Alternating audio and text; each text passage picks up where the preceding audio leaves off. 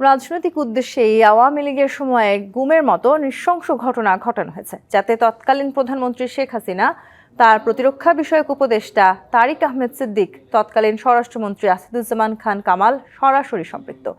প্রধান উপদেষ্টার কাছে চূড়ান্ত প্রতিবেদন জমা দিয়েছে গুম সংক্রান্ত কমিশন।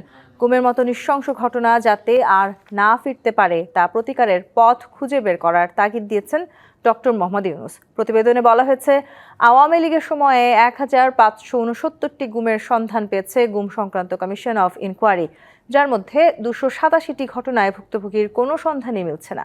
গুমের শিকার জীবিত ফেরাদের মধ্যে ৭৫% জামায়াত শিবিরের নেতাকর্মী, আর বিএনপি ও অঙ্গ সংগঠনের নেতাকর্মী ২২%।